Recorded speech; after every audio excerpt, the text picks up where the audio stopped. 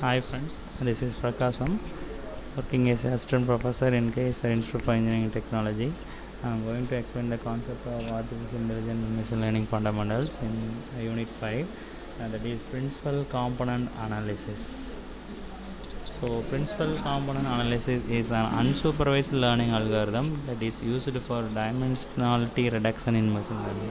So, it is a statistical process that converts observations of correlated features into a set of linearly uncorrelated features with the help of orthogonal transformation. These new transformed features are called principal components.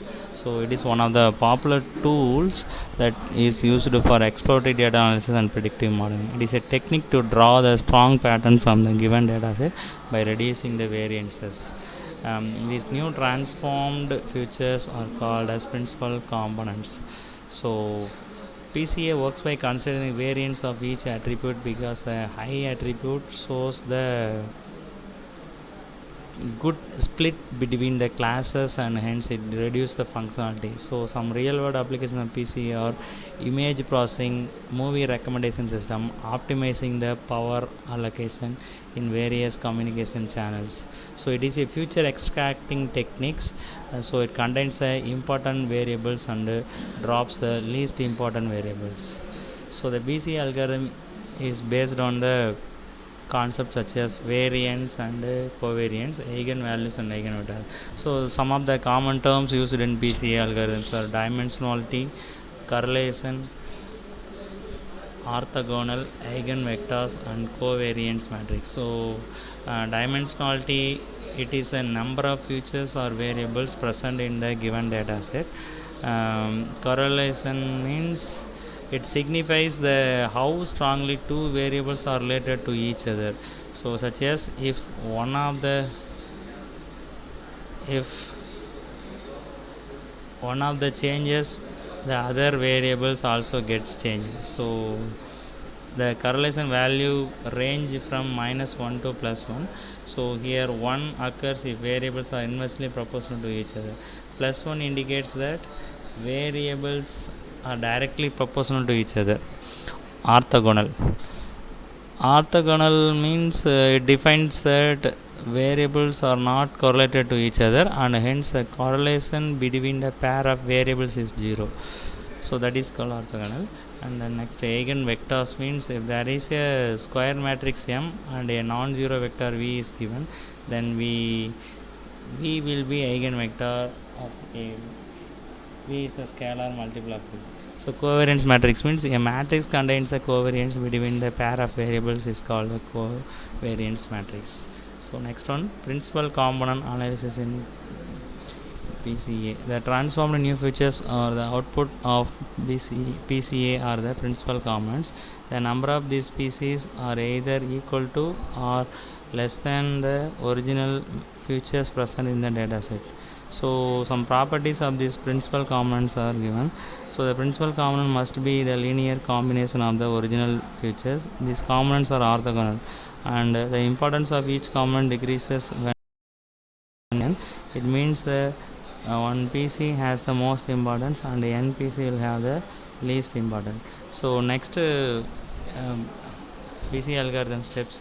So getting the data set, representing the data into a structure, standardizing the data, calculating the covariance of Z, calculating the eigenvalues and eigenvectors, sorting the eigenvectors, calculating the new features or principal components, remove less or unimportant features from the new data sets. So these are the steps involved in constructing a PC algorithm. So let's see one by one. So getting the data set. So we need to take the input data set and divide it into two subparts x and y. So x is the training data set and y is the validation set. And then next representing data into a structure. So now we have to represent the data set into a structure. So that means two-dimensional matrix of independent variable x. Here each row corresponds to the data items and the column corresponds to the features. The number of columns in the dimensions of the data set. Standardizing the data. In this step we will standardize our data set such as particular column the features with a high variance or more important compared to the features with low variance. And then next calculating the covariance of Z. So we will take the matrix Z and will transport it. After transport we will multiply it by Z. The output matrix will be the covariance matrix. So next one, calculating the eigenvalues and eigenvectors. So now we need to calculate the eigenvalues and eigenvectors for the resultant covariance matrix Z. So eigenvectors or the covariance matrix are the directions of the axis with the high information, and the coefficients of these eigenvectors are defined as the eigenvalues. Sorting the eigenvectors. So in this step we will take all the eigenvalues and will sort them in decreasing order, which means from largest to smallest, and simultaneously sort the eigenvectors accordingly in matrix P of eigenvalues. Calculating new features or principal components. Here we will calculate the new features. So we will multiply the P star matrix to the Z. In the resultant matrix Z star, each observation is the linear combination of original features. Each column of the Z star matrix is independent of each other. And the next, remove less or unimportant features from the new data set. The new feature data set has occurred, so we will decide here what to keep and what to remove. It means we will only keep the relevant or important in the new data set, and unimportant features will be removed. So main applications of principal common analysis is dimensionality reduction in various AI applications such as computer vision, image compression. It can also be used for finding hidden patterns of data as a high dimension. So some fields where PCA is used are finance, data mining, and psychology, etc. So next, types of clustering. There are several types of clustering methods are available. So first one, partitioning clustering. So this type of clustering involves dividing the data into non-overlapping subsets or partitions. Example, k-means clustering. Hierarchical clustering means this method builds a hierarchy of clusters either by repeatedly merging smaller clusters into larger one, or by dividing larger clusters into smaller one. Agglomerative hierarchical clustering. So density based clustering means in this method clusters are defined as areas of high density of data points. It is particularly useful for data with irregular shapes. So density based spatial clustering of applications with noise.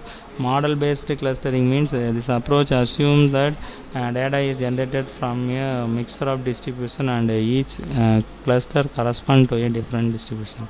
So k-means clustering means it is an unsupervised learning algorithm that is used to solve the clustering problems in machine learning and data science. Determines the best value for k center points or centroid by an iterative process. So assign each data point to its closest k center, those data points which are near to the particular k center. So it will create a cluster. So clustering algorithm. So thank you for watching.